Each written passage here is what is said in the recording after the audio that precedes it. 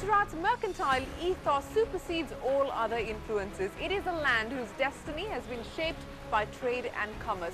For a state that's seen an average growth rate of 11% over the past 2 decades, Gujarat clearly knows how to do business. And now with the Chief Minister whose mantra is red carpet and not red tape, the state is seeing investment like never before. Hello and welcome to the Ministers of Change. I'm Shireen Bhan. This week we trace the journey of the Nano from Singur to Sanand in Gujarat. What made us decide to come to Gujarat was his promise. Because the policy-driven state, we move much faster. We bring you both sides of the debate on speedy clearances and fast-track decisions. What would you need to do in order to get clearances in 3 days for a mega project? You would have to reduce all your procedures to nil. The problem is in India, if anything is cleared in less than 3 years, you think some hanky-panky has happened. We travel to the Adani port in SEZ and see how Gujarat's port infrastructure is providing an impetus to its economy. Around those ports, focus clusters have been built, whether they are petrochem clusters or whether they are engineering clusters like in Hazira. And Gujarat has an additional advantage because it has a huge northwest hinterland closest to the seashore in Gujarat. We talk to entrepreneurs, both big and small, to get a first-hand report of what it means to do business in Modi's Gujarat. Gujarat must dream big. And we examine the predicament of land, labour and livelihood in vibrant Gujarat. We have a job-killing growth in Gujarat.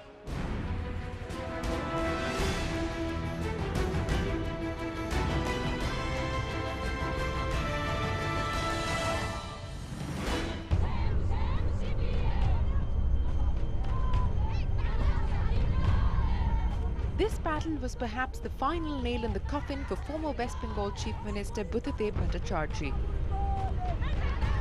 The violence in Nandigram and Singur cost the left's most industry-friendly leader dearly and made Mamata Banerjee the saviour of marginalised farmers in the state.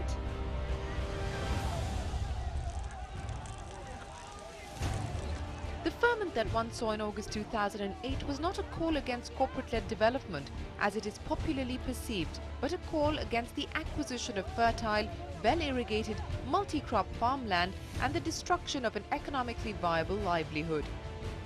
With Singur simmering, Ratan Tata was forced to look elsewhere, lest his dream of developing a people's car was derailed. We have taken the very regretful decision to move the Nano project out of West Bengal. On October the 3rd, when Tata Motors announced they would be moving out of Singur, Ratan Tata received letters of invitation from 4 states and an SMS from Narendra Modi, which simply said, "Welcome to Gujarat." What made us decide to come to Gujarat was his promise that he would confirm the allotment of land and other facilities in a few days. Now, a few days is a difficult thing to swallow in India because it often doesn't happen. In this case, a few days became 3 days. Located 60 kilometers from Gujarat's financial and business capital Ahmedabad, an 1100-acre plot in Sanand was passed on by the state government to Tata Motors.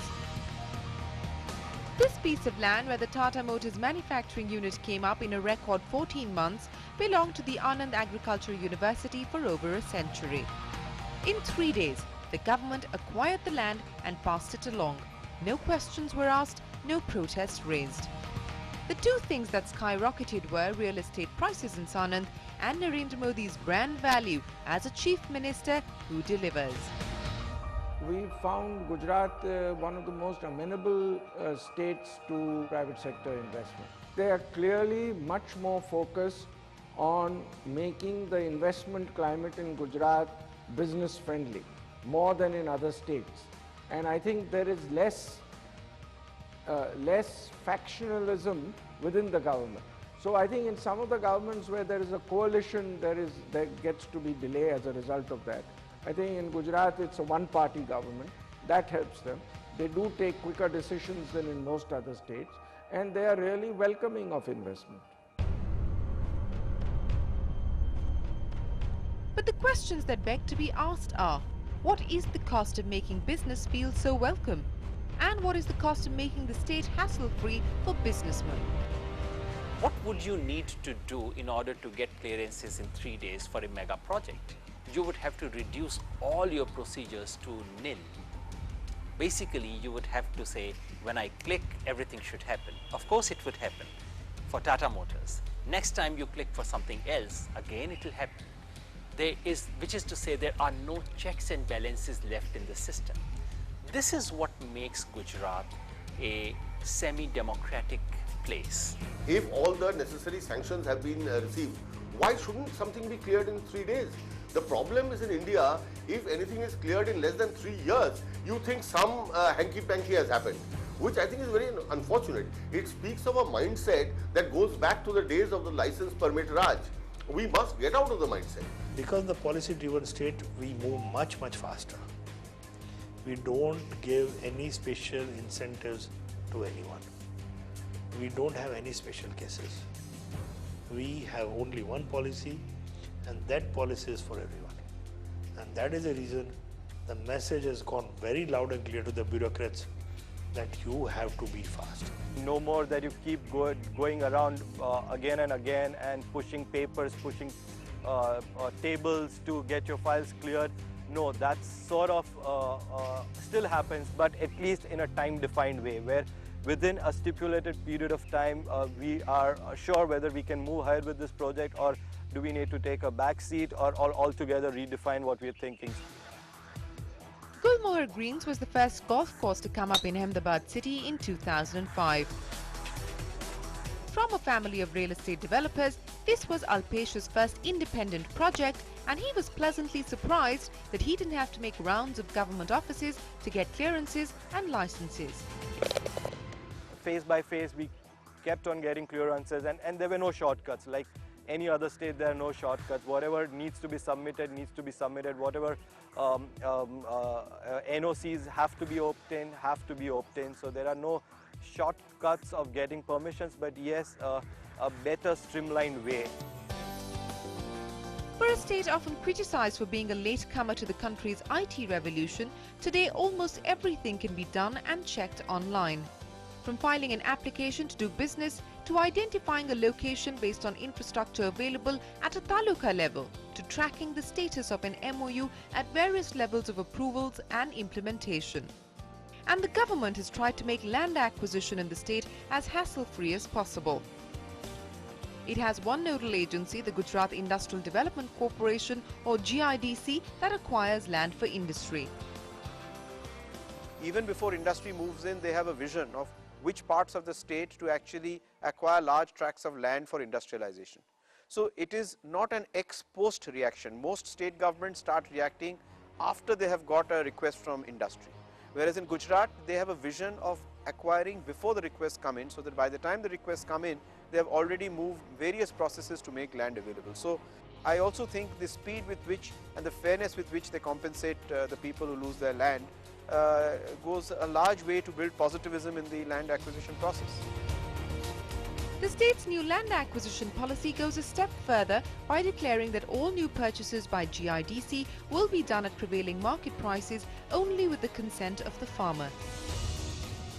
To further incentivize the sale, farmers will be paid 10% of the differential between the market price and the allotment price to industry once infrastructure has been built. For those set to lose all their land, the policy provides for additional compensation, allotment of a commercial plot, and even 2 years at a local ITI to provide the necessary training for a skilled job. While the land acquisition policy looks robust on paper, the state has seen opposition not over the loss of land, but over the loss of livelihood. For instance, GIDC, which began acquiring land in Sanand near the Tata Nano plant for its auxiliary units, saw initial opposition from farmers. GIDC then offered to pay even higher rates than the prevailing market price. But the predicament of the farmers in Sanand is the same as the predicament of farmers in Singur. They don't want a regenerative asset like land to be replaced by a perishable one, like money. In March this year, thousands of farmers joined a 350-kilometer-long Padyatra in Mahua village in Bhavnagar district to Gandhinagar to protest against a cement plant. Nirma and the government had signed an MOU during Vibrant Gujarat 2003, and the government gave away what land records showed as fallow land. But in the past decade, a government scheme to build check dams had converted Mahua into a farmer's paradise. So farmers have courted arrest. Nirma has called the High Court order unjust, passing the buck to the government, which is silent. And the protest is not just about land and livelihood, but also about environmental damage a plant like this will cause once mining begins in this limestone-rich region. There is a scarcity of water. Here we have a water, but you can't drink. And you have a red, green water. And nowadays you will find that Mr. Modi is inaugurating a plant of RO system in various villages, giving money to Taluka Panchayat because water is contaminated. And he considers a great thing. Ankleshwar is the hub of the chemical and pharma industry in Gujarat. For decades now, this industrial city along with Vapi has topped the most polluted cities chart. So when the final effluent treatment plant was conceived in 2000, it was a welcome first step. But a step that has turned out to be only a token one. Here there are plants who are born with from the very first day not able to fulfill any norms, major any norms, and still this treatment facility is dumping effluent into the sea. You cannot allow, you have to stop that effluent. If you stop that effluent, all industry get closed down. But that step Narendra Modi is not ready to take, and he is not answering this major question when he talk about industry. This seems to be the inconvenient truth. Ironic for a state whose chief minister has authored a book on climate change called Convenient Action. Time for us to take a break on the Ministers of Change, but when we return, we travel to the Mundra port in SEZ and see how the port infrastructure in the state is providing impetus to its economy.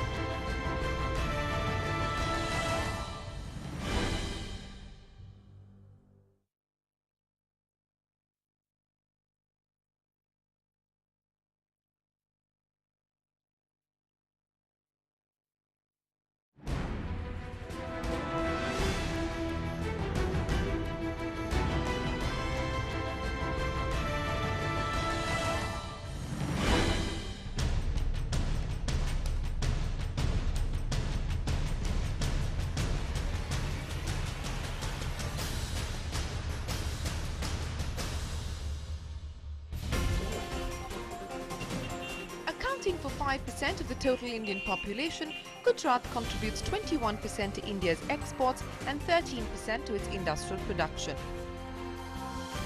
My father, Shri Dhirubhai Ambani, had a deep-rooted belief that Gujarat must dream big and progress even faster. It's clearly the inherent entrepreneurial spirit of the people of Gujarat, ably supported by the strong political will that has created a synergy which has propelled Gujarat to the forefront of economic development in India. It's different here.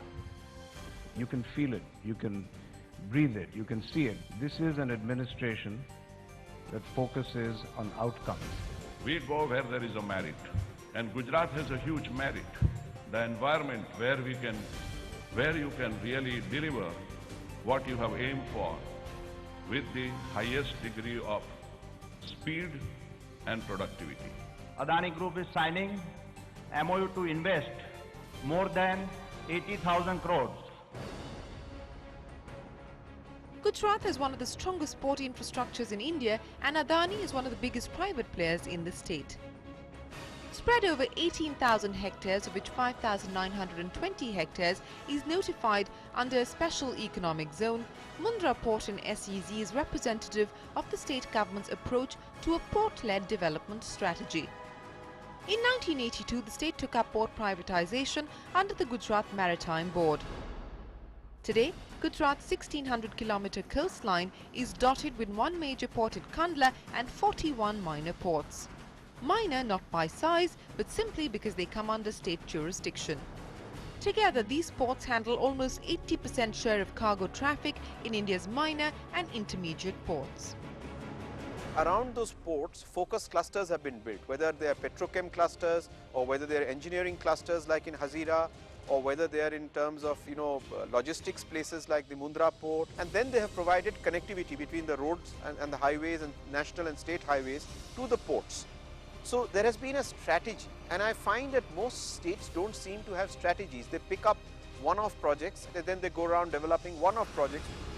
Now the railways have started work on a new dedicated Delhi-Mumbai freight corridor, and Gujarat is preparing to link this to its ports as well. A CRISIL report estimates that 70% of the cargo that goes through Gujarat's ports is for captive consumption, which means it's not used by the northern states in the industrial belt, but by Gujarat's own processing industries. Now that gives you a sense of Gujarat's industrialization, but that also raises the question, just how sustainable is this development and at what cost to the local population? We did acquire land belonging to the local people, and therefore we have an obligation to provide them with economic wherewithal, and that is what we have been engaged in from the beginning.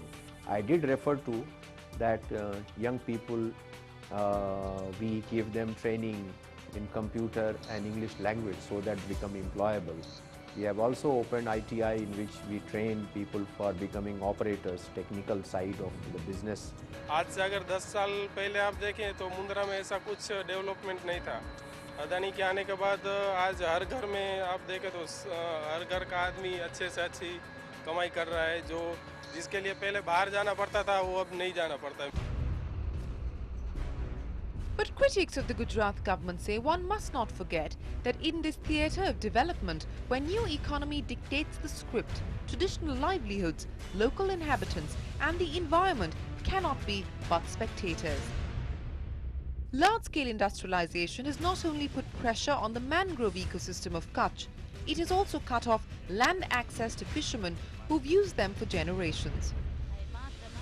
This fishing village, about 30 minutes from Mundra port, is one of the 56 villages, and this family is one of the 3,200 that depend on fishing for a livelihood. About 1,015 families have been directly affected by the SEZ so far, and they fear that once the SEZ is fully functional, they will have no access to the sea. वहाँ पे समुद्र गहरा करते जाते हैं दिन ब दिन, समझिए वहाँ पे कोई मछली पकड़ ही नहीं सकते। Now, as you know, waterfront belongs to the state government, and state government has given a concession agreement to develop Mundra port, and Mundra port has got its own jurisdiction given by the state government.